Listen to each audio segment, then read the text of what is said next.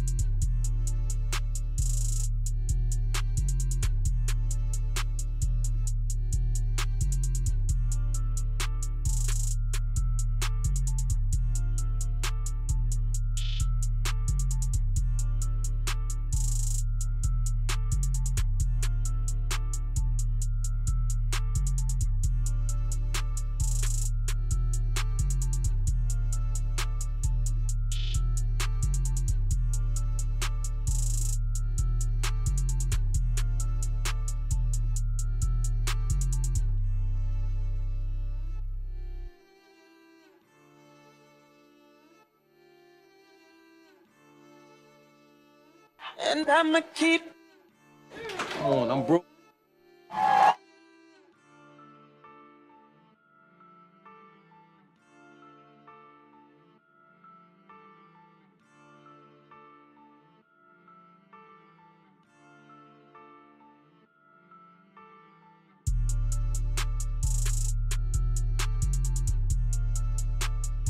Snake this straight cook, the motherfucker.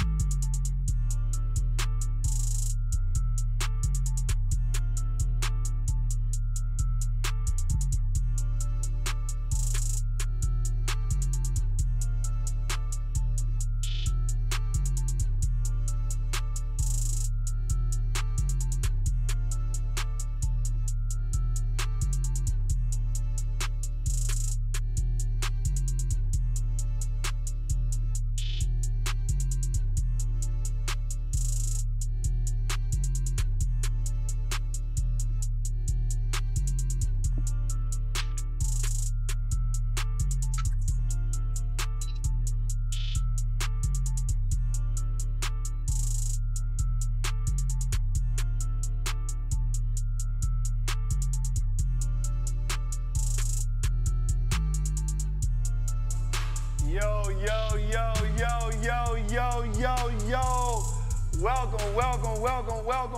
Welcome to the first episode of Trappin' Tuesdays. God damn it.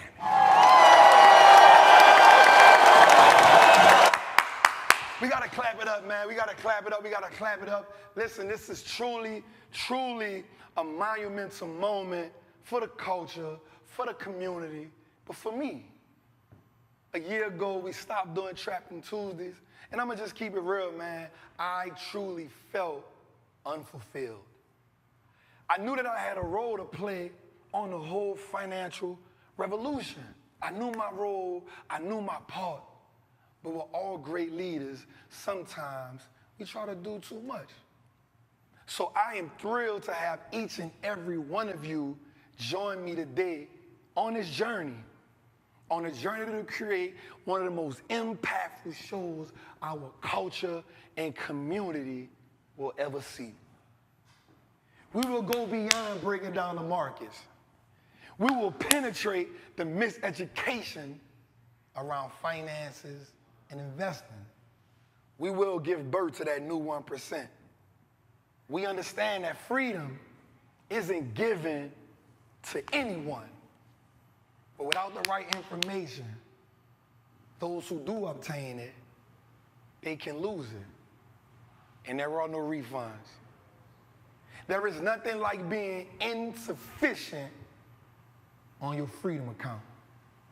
Welcome to Trappin Tuesdays. Hey, man. I know we're going to print some money. So here's what I want you to do. Let's tap into our first segment. We're not even going to play no games, right? This first segment is called Word on the Street. So the reason why we call this Word on the Street is simply because we know one thing. All news and information hit the streets first.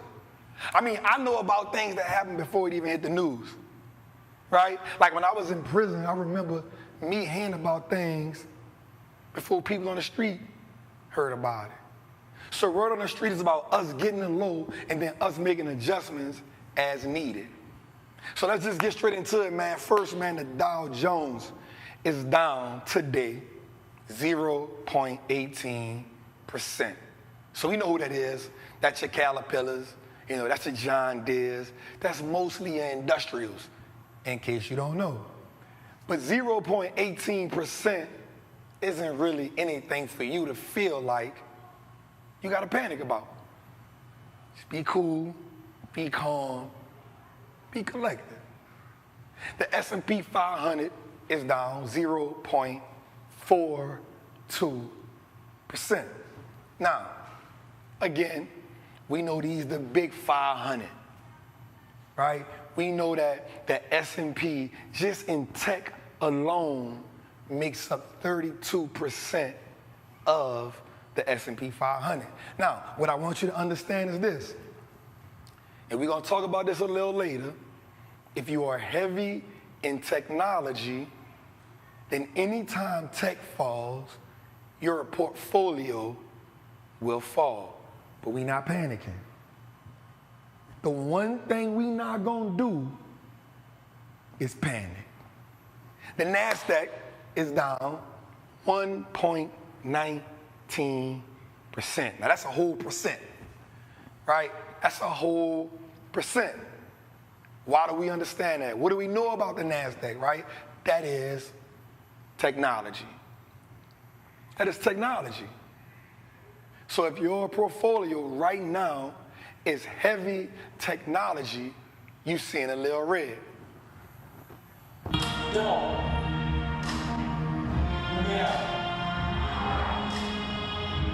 Let me out. Listen.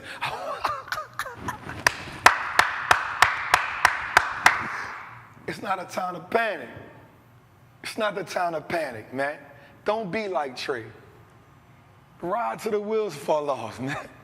Ride until the wheels fall off. I want you to understand my purpose and my goal is to help you learn how to pick great companies, how to do the analysis, so when things get real, you don't gotta leave.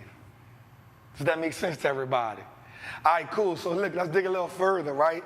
So I like to get into a segment of my show called The Biggest Winners and the Biggest Losers, because we got to understand, like, what's going on, who's moving where, and how we should move.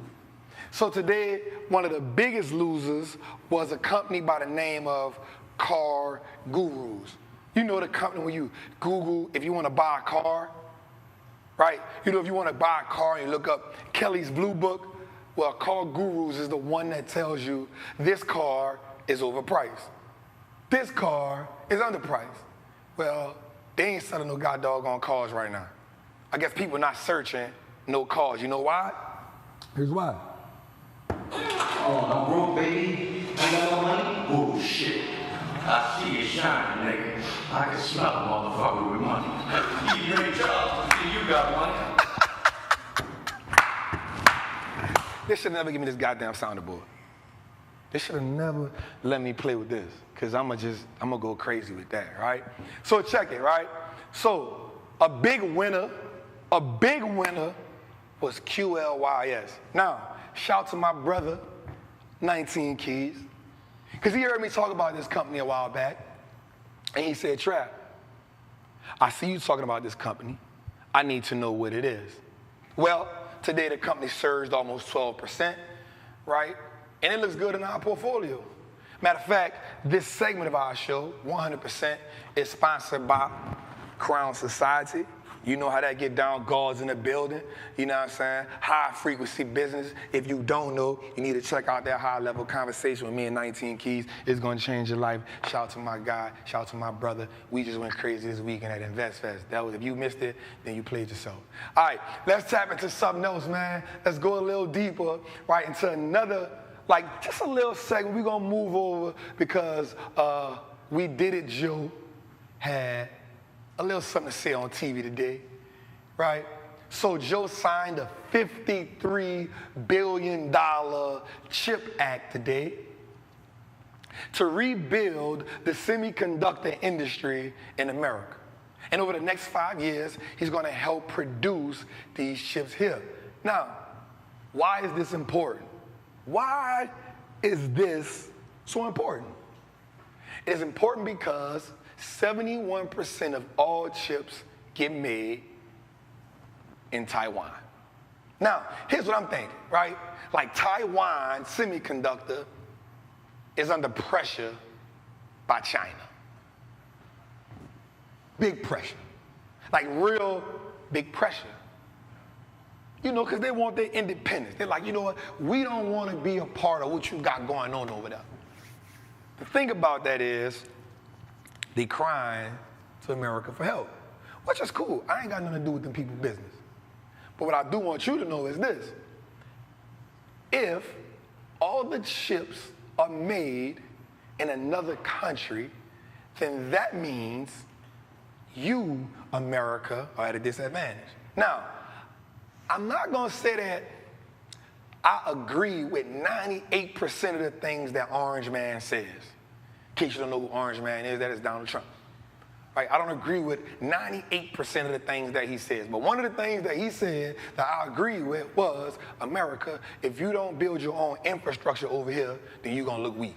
And if you look weak, in the streets we said, if you weak, you beat. He put pressure on Apple. He put pressure on a lot of other companies. Everybody looked at him like he was crazy because they didn't want to pay higher wages, because it does cost. Well, now they don't got no choice.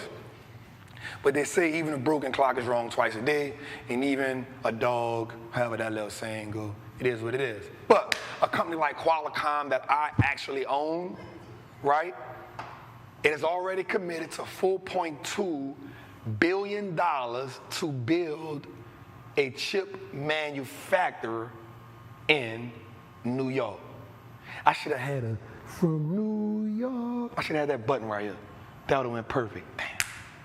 All right, right? But also, Micron, another chip company, right, will invest $40 billion in a memory chip manufacturer, which can help the U.S., watch this, can help the U.S. go from being 2% of the chip supply to 10%. That's pretty big.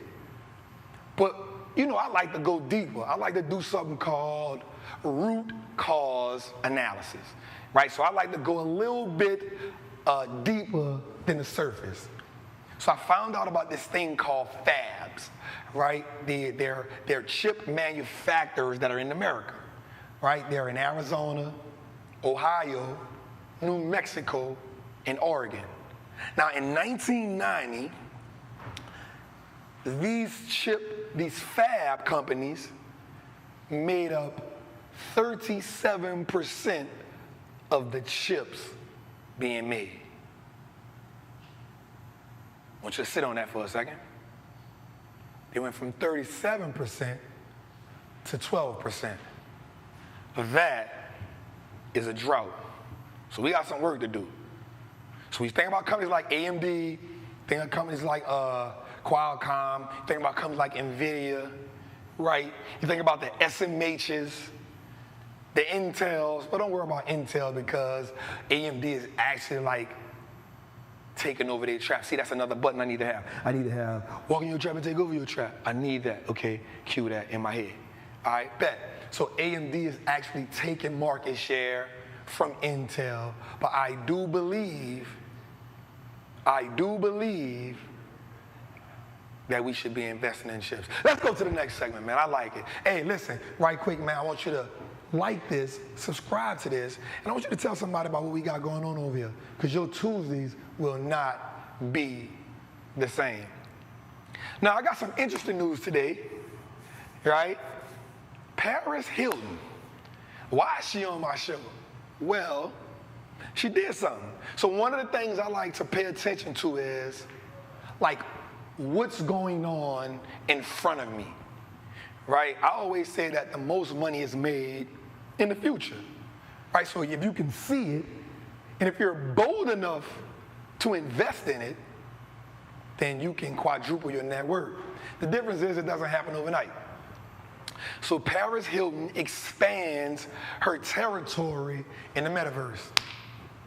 So she already had property on Roblox, where she currently, I think it's called ParisWorld. She currently has more traffic in ParisWorld than Times Square. She's selling merch, she's selling NFTs. Shout out to 19 Keys, he's even telling us this. She's into Web3, right? She's now taking her show on the road. She's now opened up another spot in OpenSea to do the exact same thing. Now, some people gonna say, man, the Metaverse fake. Well, she's already amassed over $2 million in earned income from the Metaverse. Now, I don't know about you, but $2 million, I don't care how much money you got, $2 million ain't nothing to sleep on some digital money. So that's telling me that kids, she's making wearable clothes, she's giving them a whole experience over there. So what I like to say is, the Hiltons are Hiltoning.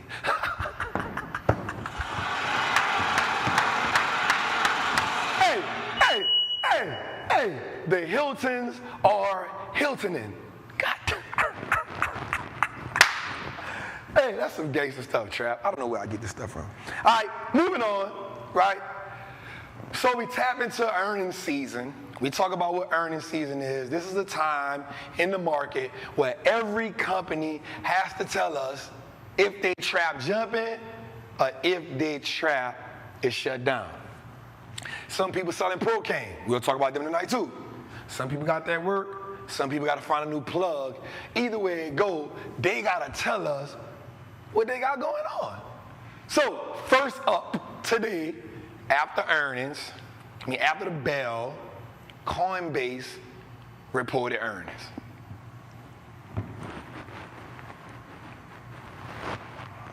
All right, so first Kathy Woods sold a lot of it.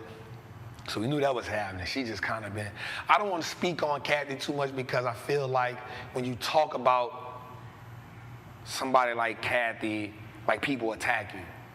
But I told people a while back, like, you can't be the Sam Bowie shows up in every category of the world. If you don't know who Sam Bowie is, go do your homework. It's the man that Cleveland picked before Michael Jordan. I bet they still kicking themselves in the butt behind that. That's the biggest bust in NBA history. Call it what you want, right? So we gonna do this.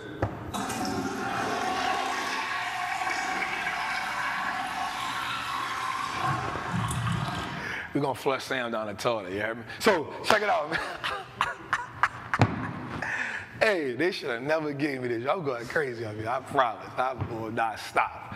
All right, so Coinbase revenue declined 64%. 64%. That's big.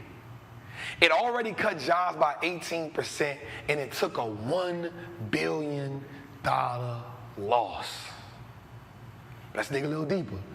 So we got to dig a little bit deeper, right? You know me. Like, I can't just give you surface level news. Like, I need you to feel and understand, like, what's going on over here, right? So they wrote a letter to their shareholders, which is cool, which happens, describing to them that their $1 billion crypto portfolio is now worth $428 million.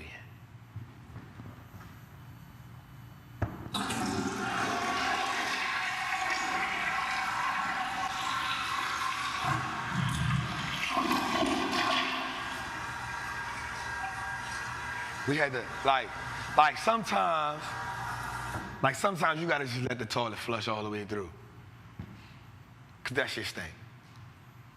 You gotta let the toilet flush like all the way through, right?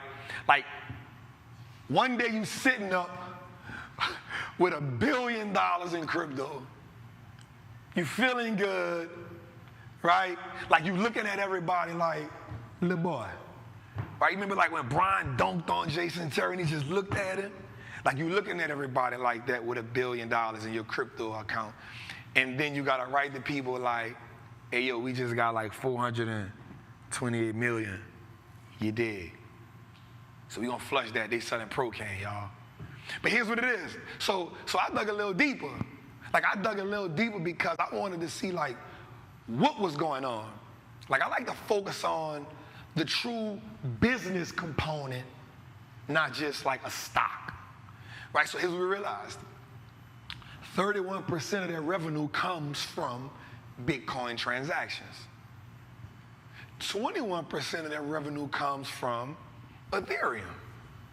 So just those two alone make up 52% of the company's revenue. Now, that's not good. Now, what I will say is, if they can find a way to expand their business model, they may be all right. But if you cannot find a way to expand their business model, they may be in trouble. Now, here's what I will say. Crypto is so amazing, but it's one of those things, if it's down,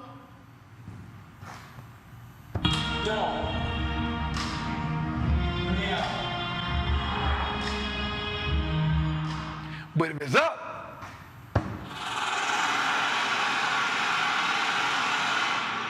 hey, if it's up, if it's up, if it's up,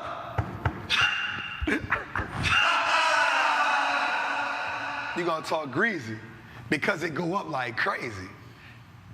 Just understand that when you're making any investment, you 100% must be prepared to rock with the ups and the downs, right? So I'm not gonna truly like say Coinbase is trash, but they're in a heap of trouble. And they gotta change some things around. If they don't, somebody may acquire them or they'll go bankrupt. Either or, I don't really care. All right, moving on, man. Let's go a little further. How y'all feeling? Right? I hope like y'all understand what's going on right now. Right? Like, Trappin Tuesday will 100% change the game for us.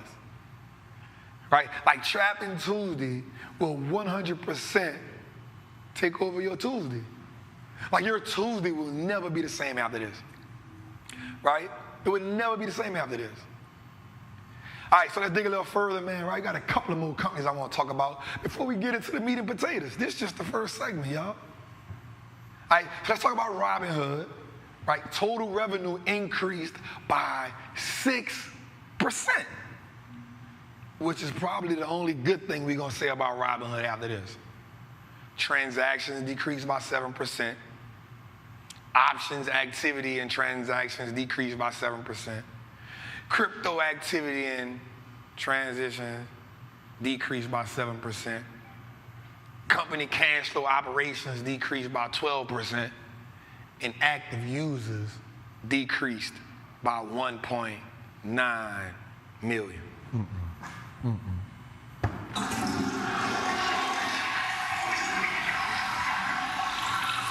So here's the thing about Robinhood.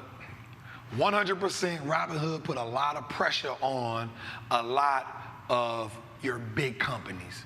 The TD Ameritrades, the Charles Schwabs, like they put pressure on them. They're 100% the reason right now why you get free trading, right? That's pressure. That was evolution, right? So I 100% give them credit for evolution. I 100% give them credit for making the big dogs make their platforms user-friendly. I 100% give them credit for that. But here's what happens. When you pull the hood up, you realize that Robinhood wasn't free. It was really an app to promote options trading. Because they got paid off what's called the spread, right? And what happens is, it's that thing where you say, if something looks too good to be true, it almost isn't true. Well, that was the case. So what happens is, they didn't promote buy and hold. All the information they gave to new investors was to trade. What happens when a bunch of people who are new to the game get access to a machine that's so high caliber, but you give it to them in a video game format? They'll play with it like it's a video game. So for everybody you see on Instagram that's killing it on Robinhood, know that there's another 200 people that's getting killed. Understand that, right? Investing in this market is 100% a beautiful game, but it should be taken serious. It should not be played with. You should not gamble, and you should always do your due diligence. Robinhood lacks so many tools to help you. The tools that they lack actually hurt you. But what happens is, when you get people who are interested in playing this game, and they don't truly have the things necessary to help them understand the game, they do the best they can with what they have. And I will tell you this. If you luck up and hit a home run, every time you get at bat, you're going to swing for the fences. And unlike Babe Ruth, when you striking out with your money, you back out the game real fast. So Robinhood retired a lot of people. I'm not saying the business is going out of business, but man, people need to educate themselves. I 100% believe that people should learn how to buy and hold first before they learn how to do anything. And Robinhood just isn't a brand or a business that's for you. Let's go on, man. Moving forward, man. I ain't gonna stay on too long. I ain't gonna beat a dead horse. All right, so right now we about to get into something. We talked about Roblox, right? We talked about Paris Hilton, right? My daughter owns Roblox. She got 100 shares for her birthday because that's what she wanted, right? Shares did slide after saying they lost $176 million. Now, the daily users up to 52.2 million. Yo, 52 million people are playing Roblox. That is crazy. So that is up 21%. So that means they have user growth. Here's what I want you to understand when you're looking at a company, write this down. When you're looking at a company that is counting subscribers, the one thing you actually want to see increase is subscribers. Does that make sense? Right? Okay, let's think about it again. So when you look at Netflix, right, the reason why the stock slid so far down was because they lost 200,000 subscribers, and then they lost 1 million subscribers, right? So when you lose 1 million subscribers, investors got to ask themselves, how do you get those subscribers back? You probably can't. Now, let's look at Roblox. So they told us, why did they lose $176 million? Well, they said the active bookings wasn't going up. So people playing, but they're just not spending money right now. And that's okay. We understand what's going on, right? But the users are up. So I'm not going to really flush them down the toilet. We're going to put them like they just chilling right now. Because when people get usable money, they're going to use it. So right now it's like the kid saying, Mama, I need some Roblox dollars. And she's saying, we ain't got no money for that. Right? But when things get back going how they need to go, when Mama and Daddy want to get you all these things, yeah, go get the Roblox dollars. I don't care. And you stay in Roblox. Right? So when people get a little more disposable money, I think in my heart that Roblox will definitely increase. Remember, the Hiltons are Hiltoning. The Hiltons are Hiltoning. I actually own some Metaverse land. I wonder if I could get in Roblox. All right, so it's a conversation for something else. All right, moving on, man. Let's go forward, man. Listen, man, how y'all feeling? Like this, man. Subscribe this. I thank y'all for being with us tonight. We're going to keep moving forward, right? So one of the things I want to say is, like, what these investors want from a trapper. So I thought about something, right? We talked about tech being 32% of the S&P 500. I want you to ask yourself this question. Even though we understand tech is where we're going, right?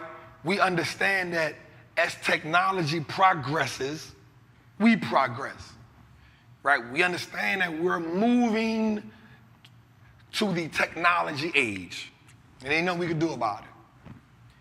But I want you to ask yourself, where do you want to be at in tech? As an investor, you need to understand exactly where you want to be at.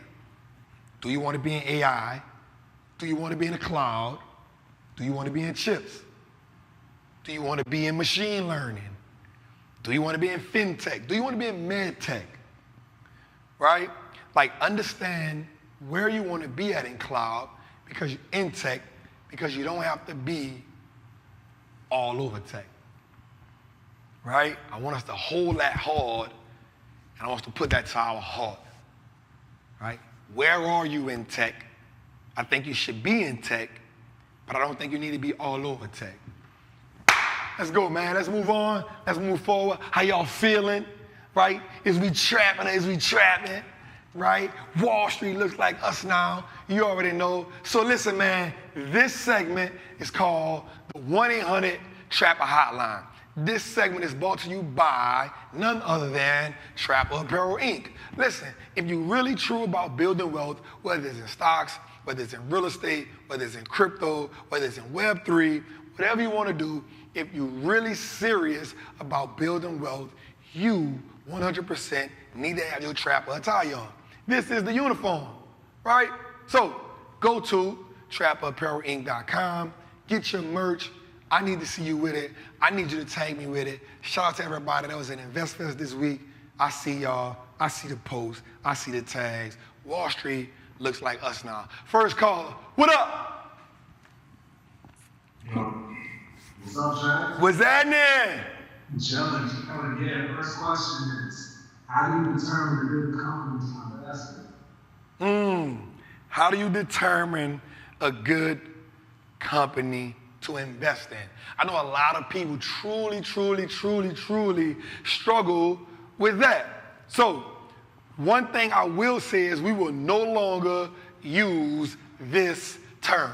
I need everybody listening to this, I need everybody watching this to say this. I will no longer make an investment off saying this. That company ain't going nowhere for a while. I want you to never say that again. So one of the things we can use to find a great business to invest in is ask ourselves, do they have growing earnings and do they have growing free cash flow? Those two things will help you out a lot. Why? Because if the earnings are growing, that is telling us that not only is the business operations growing, but some of the activities that the company are doing outside of the business is growing. And if they have free cash flow that's growing, that's telling us that the company is making good earnings on the operational cash flow and it's growing. Great question, man. Next caller, what up? What's going on, Trap? What's good? What's good? What's good? I got a question for you. How do you, Wall Street Trap, define the dip in the market? How do I, the Wall Street Trapper, define a dip in the market? It's a great question.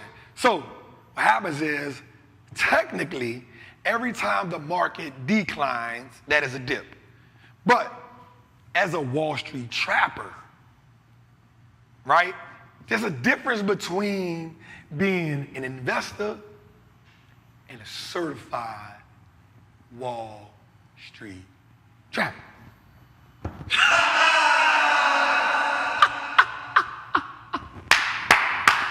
So for me, right, this is a what would Trap do moment, right? I actually consider a dip for me as a time where I can get a company that I love at a discount price, right?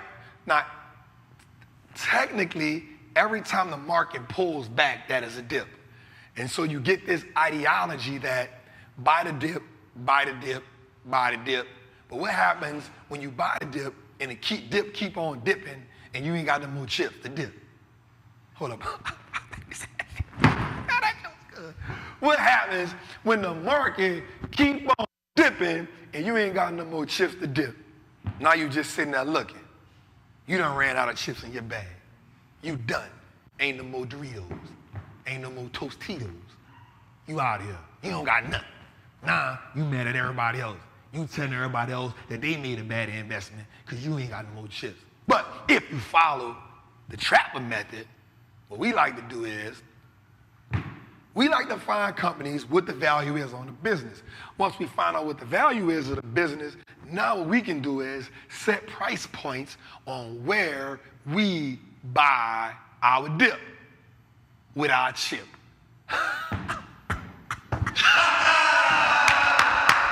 Because it's all about printing money over here. It's all about printing money over here, man. We don't follow everybody else, man. We leaders. My brother, 19 Keys, told me something. It was profound. It was the reason why you see this Crownz hat sitting right here. Because he told me something that was profound. One thing about me is I'm going to take some profound information and I'm going to sit on it. He said, this is the only trap in America that can set you free. Let's everybody just take a moment and sit on that Negro spiritual. Take a moment and sit on that Negro spiritual. Shout out to my brother 19 Keys. All right, man. Do we got somebody else on the line? Hey, Trap. Hey. So my question is, Should I invest in mutual stocks or individual stocks? That is a beautiful question. Shout out for that queen. Listen, I am 100% an equal opportunity investor, right? Here's the thing. Everybody asks the Trap, how do I get on here to answer my questions? I'm going to tell you right now, you got to be in Trappers Anonymous. That's who probably going to sponsor the next segment. I'm just getting you ahead of time. You want to ask Trap the questions, you got to be a part of Trappers Anonymous, or you got to be in charge of Trap Masters. I know who that is. That is my friend Khadijah. She is in Trappers Anonymous and Trap Masters. Shout out to her. All right, so check it. I am personally not a fan of the mutual fund. I'm not a fan of the mutual fund. Here's why. Mutual funds consist of a whole bunch of trash a lot of times, right? And then they got a whole bunch of fees a lot of times.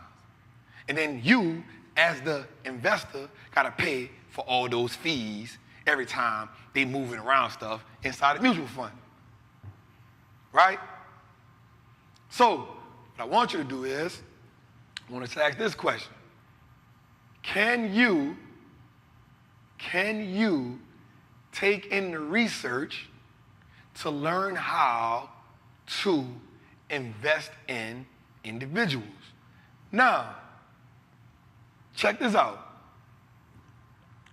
If you don't have what it takes to truly invest in the individuals, then there are index funds and there's ETFs. Those are better options than actually investing in a mutual fund.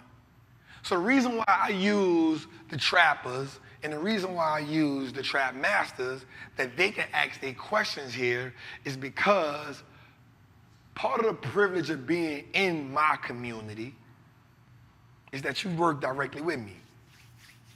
So we take your questions, we get opportunity to ask you those questions live, whatever the question may be. So shout out to the Trappers, man. Let's go, man. What's our next segment, man? What we got, man? How y'all feeling, man? Make sure you like, make sure you subscribe, make sure that you tell somebody to tell somebody, man. All right, so this next segment is brought to you by none other than Trappers Anonymous. Listen, Trappers Anonymous is a dope community of like-minded investors who are on a journey to learn how to build wealth. It doesn't matter what level you're on. It doesn't matter where you are on your investment journey. We got something for you. Monday, we do something called Monday Madness. It's when I go live with you inside the group. Tuesday, we do something called Ticker Symbol Tuesday. What happens on this day is I personally find a great company. I give you some dynamics to the company, but I help you so you can go research the company. Why do I do that? Because a lot of investors have a hard time finding businesses. Wednesday, we have something called Wild Out Wednesdays. What do we do on that day? On that day, as a group, as a collective, the lieutenants come together and help the trappers break down a company that they love. Thursday, we have something called ETF Thursday. On ETF Thursday, we give you an ETF that you can look into, that you can like. That may be suitable for you. ETFs help take off some of the risk for those who aren't willing or able to invest in individuals. Friday, we have what's called Drip Friday. Drip don't stand for my clothes, but it stands for Dividend Reinvestment Plan. On Drip Fridays, we break down a great dividend company that we reinvest the dividends in, and those dividends can pay us for a long time. Saturday, we have what's called Study the Great Saturday. If y'all know Trap, if y'all know me, I personally love studying the ones that came before me. On Saturdays, what we do is we study those investors, and then we take on some of their philosophies that we can use for ourselves. And then on Sundays, we have the world famous Live from the Kitchen. On Sundays, we get together as a group, 4 or 5 trappers. They break down companies, they give presentations on the companies, and then we ask them questions. That's not counting the book club, that's not counting the one master class a month. So if you want to take your investment journey to the next level, come join Trappers Anonymous. Let's go, man. This segment is called Certified Trapper of the Week. Listen, I like to highlight a great investor. When I highlight that investor, I like to tell you a little bit about it, right? So this week we are highlighting this amazing black man by the name of Reginald Lewis, right? He's one of the wealthiest black men in America in the 1980s. He had a net worth of over $1 billion. He became a force to be reckoned with and was heavy in the private equity markets. He started with what was called Beatrice Foods International, in which he purchased for $225 million after renaming it TLC Holdings. He owned brands like Tropicana, Avis Rental Car, and a few other brands. He graduated from Harvard Law School, where he purchased his first business for $22 million. He turned that 22 into 90. Reginald Lewis is our certified trapper of the week. And he once said, I never talked about a deal until it was done. Shout out to Reginald Lewis, man. Let's go, man. How we feeling, y'all? Make sure you like it. Make sure you subscribe to the channel. Make sure you tell somebody out about it. Let's go, man. So in this segment, we call this segment Learning the Lingo. Learning the Lingo. So this week's Learning the Lingo is all about a word called tariffs, right? So tariffs are taxes that are imposed by one country on goods and service to another country for their imported goods. Now, you may be like, Trap, I don't understand what you just said. Well, think about it like this. You in your hood, I'm in my hood. You want to come to my hood and hustle and sell something. Nothing illegal. You just want to sell some shorts out the trunk. You might want to sell your mixtapes. You might want to sell your body oils. I tell you, in order to sell that over here, you got to pay me draft. You got to pay draft. If you don't want to pay draft, you can't hustle over here. That, my friend, is terrorists. You got to pay draft to come hustle in my hood. If you don't want to pay draft, you can't hustle in my hood. Or you can just start a war. All of that happens. Or you can tell me, well, in order to hustle in my hood, if you want me to pay that draft, then you got to pay draft to sell something in my hood. And then we can nullify each other.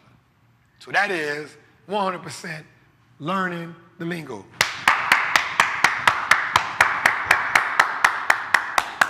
All right, man, let's move on to the next segment. Let me know how y'all feeling tonight, man. Let me know if you're loving what's going on. Let me know if you're feeling the vibe, if you're feeling the energy. Let me know how you feel about our first episode of Trappin' Tuesdays. Let's go, man. Our next segment is called Trapper Fix My Portfolio. Caller, what up? What's up, Trap? What's happening? Appreciate it, bro. My question is, bro, my son was born last Sunday, and I'm about to open up a custodial account.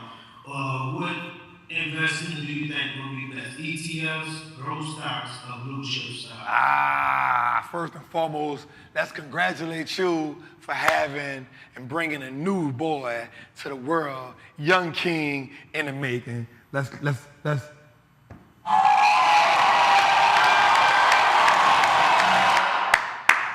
for that, man. Let's clap for that, man. Anytime you bring a new seed in this world and your first start is opening up a custodial account, you, my brother, you, king, are truly going to change the dynamic of your family. You, king, are truly giving birth to the new 1%. So what I would say is, depending on your level of experience, the first thing I would do is just buy some solid companies. Buy a company like Apple, buy a company like Microsoft, buy a company like Amazon, something like that. Why? Because Apple makes up 7% of the S&P 500. The earnings make up 4%.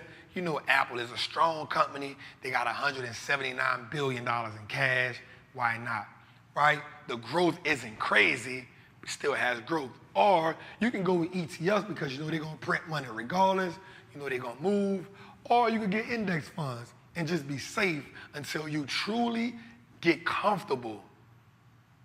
Truly get comfortable with learning how to invest. Great question, man. I love it, I love it, I love it. The most important thing about this question is you opened up a custodial account. If you don't know what a custodial account is, I personally love it. I opened up one for my daughter when she was 1 year old, and we have been investing for her for 6 years at this point. The goal is to make sure that she is a millionaire by the time she's 18.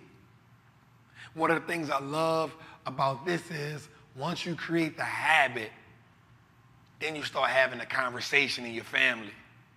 And then once you start having a conversation in your family, it becomes the norm.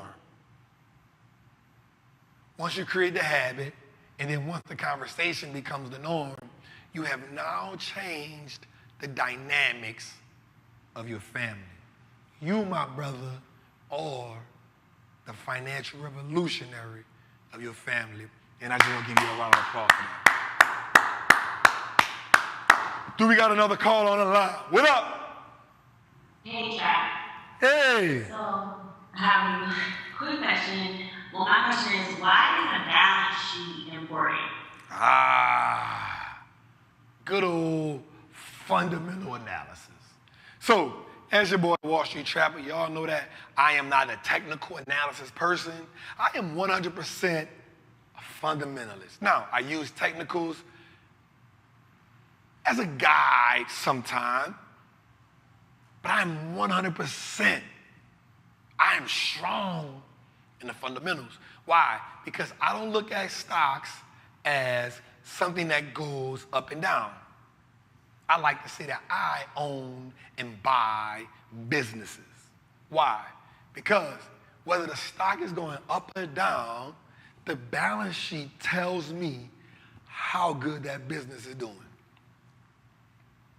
And the one thing I know about investing is a company with a strong balance sheet never has to worry about going bankrupt. And if the company never has to worry about going bankrupt, then it can print money for me for a long time. And that's my goal. My goal is about helping you find great companies. So the balance sheet is important because the balance sheet tells me how strong the company is with its core product. It tells me how strong a company is with investing operations.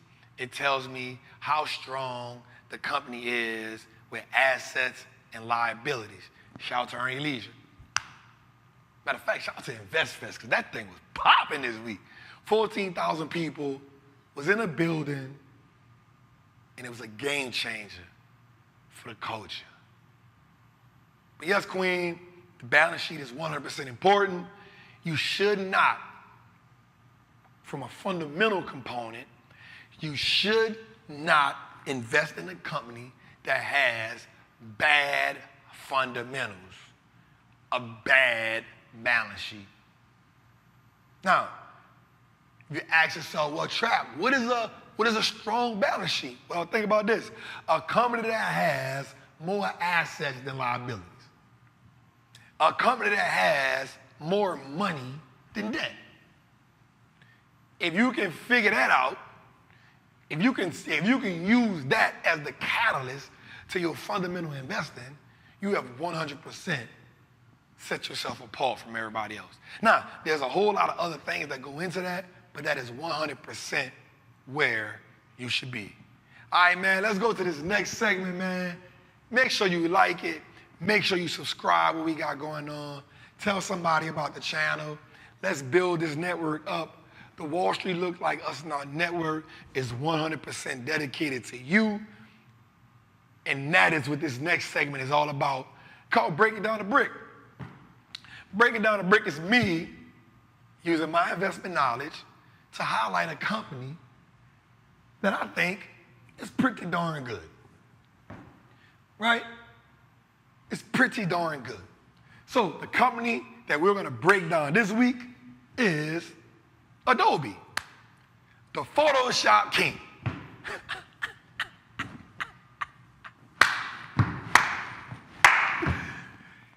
You know when them people be tricking you on Instagram? It's the Photoshop king. So Adobe provides content creation and digital marketing and advertising software. The business has 3 segments: digital content creation, digital marketing, and publishing. The company has a strong balance sheet, a strong moat, and great management. What I love about the company is they have little to no debt. Now, it is up maybe 199% over the last 5 years, but over the last 1 year, it is down 32%. Now, as an investor, you gotta ask yourself sometimes, this ain't my year. Also, if the company is down 32% in a year, if you understood the value on it, maybe at a discount. Maybe at a discount. Investing is a game of returns. I have a statement that I always love to say: a great company at a bad price isn't a great investment. Say that again. A great company at a bad price isn't a good investment. So what that means, Trap, if you buy a good company, but you're buying it at the 52-week high, you bought it at a bad price. Why? Because you're now waiting for it to fall. It has to fall. We gotta stop putting in our mind that all stocks do is go up. There are cycles and there are waves that we must follow. All right, man. Moving forward, man, let's get into our next segment, man. Yo, I'm gonna keep it real. This is probably my favorite segment. We call this segment the Wealth Track. The Wealth Track. The Wealth Track for me is important because I am 100% a music lover. I love music. Music can be the soundtrack to our lives. Music can tell us so many stories. It can tell us so much about an artist. It can tell us so much about a person. What I've learned over time is that hip-hop, rap, has taken on a bad light. It has taken on a light that shows exploitation of men and women. It glorifies drugs. It glorifies violence. It glorifies and miseducates a lot of people. Right? Gone are the days where the KRS-Ones, the Rakims, my brother D1, people like this get highlighted. Public Enemy #1. Like, ask yourself this question. After Don't Believe the Hype, after 911 is a joke, do we think Public Enemy just ran out of raps? Like, do we think Queen Latifah, do we think KRS-One, do we think Talib Kweli, do we think Dead Prez, do we think these people just ran out of raps? Mos Def, Common. Do we think that these people just ran out of raps? They didn't. They didn't. But what happened was there was more money to be made with violence. There was more money to be made than telling us how to kill each other. Now, I myself am a person who comes from the struggle, and I myself have also been a part of it. But there comes a point where you realize there must be balance in everything. So, in finding that balance, I, on this show, the Wall Street Looks Like Us Now Network, Trappin Tuesdays, we will 100% level the triple beam. We will level the triple beam. So this week, on the Well Track, we're gonna highlight none other than the queen herself, Beyonce. She has a lyric where she says, give me my check, put some respect on my check, pay me in equity, watch me reverse my debt.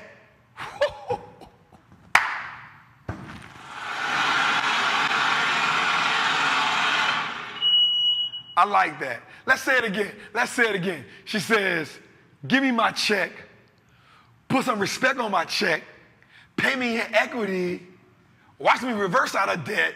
Oh, here's why I like that. First and foremost, she said, give me my check. Like I know who I am. I know who I am. Pay me my worth. Matter of fact, don't try to lowball me.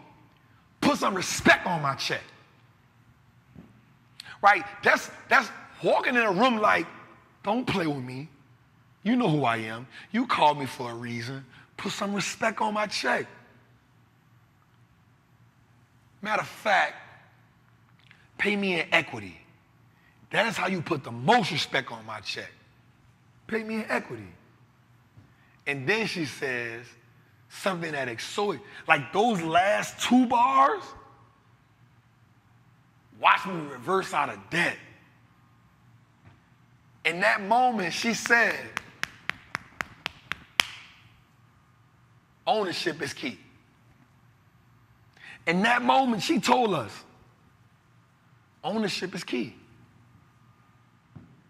So not only are we going to talk about the bee, the queen, we're going to talk about how she made, supposedly, $300 million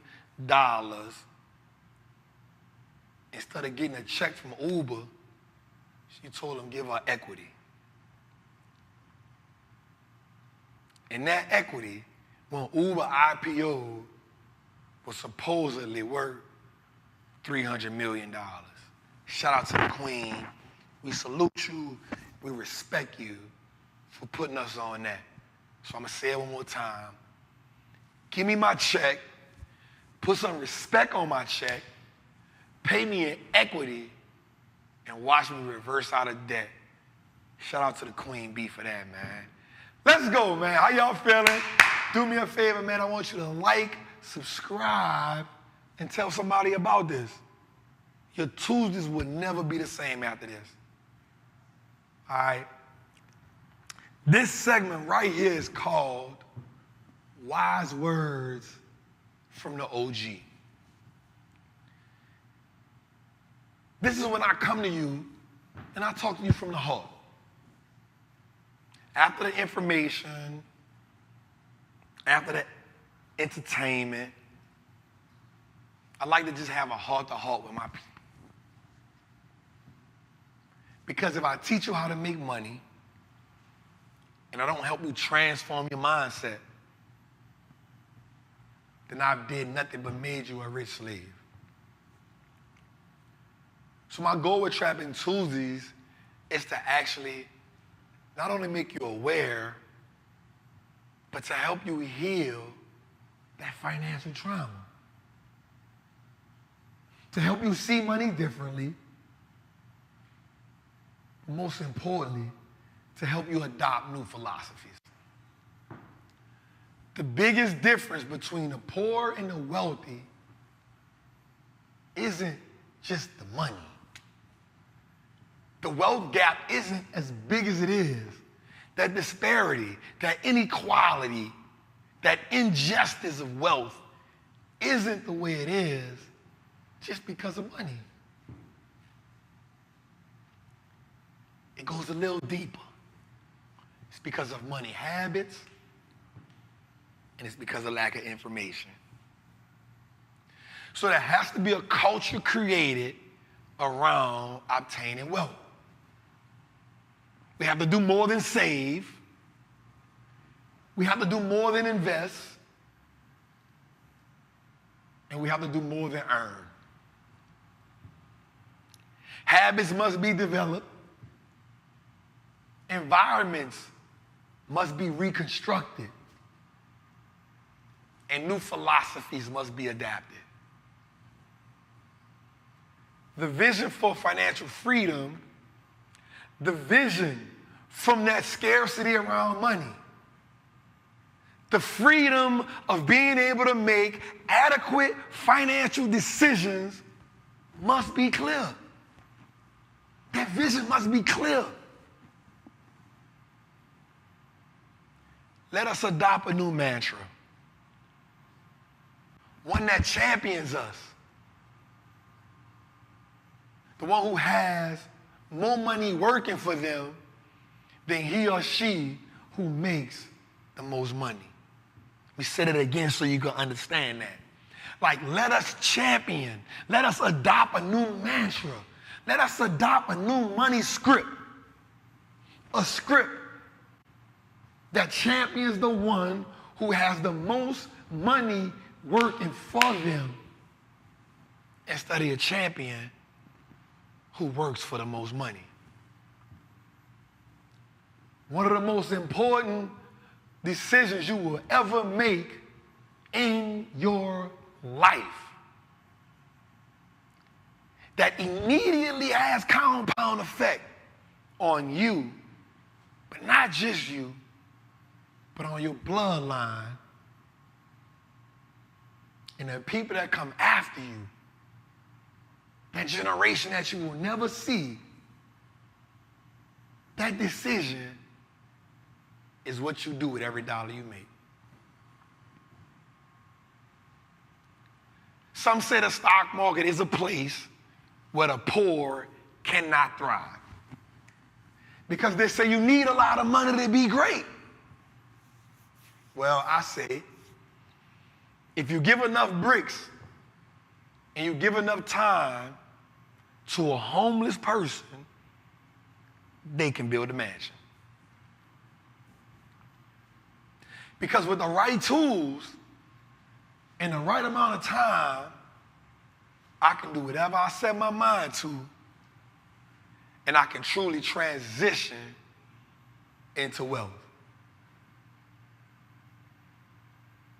There are too many injustices that come with being poor in America. Say it again. There are too many injustices that come with being poor in America. And I'm not saying that money fixes every problem, but I know it gives you two things. Money can allow you to be heard, and money can help you create attention. And those two things can cause change. For those who have amassed this large tolerance for mediocrity, it may be suitable for you to accept defeat, poverty. That may be suitable for you. But there is a large community of us from far and wide who are willing to pioneer, who are willing to sacrifice, who are willing to trailblaze our way to wealth. We are dedicated to what it takes to turn our last names into assets and give birth to that new 1%. To give birth to the opportunities that our families can be a part of. The consequences to building wealth will forever be a lifetime of freedom. For those people, for those, Trappin Tuesdays is your home base. And I will see you each and every Tuesday to check in. Wall Street looks like us now.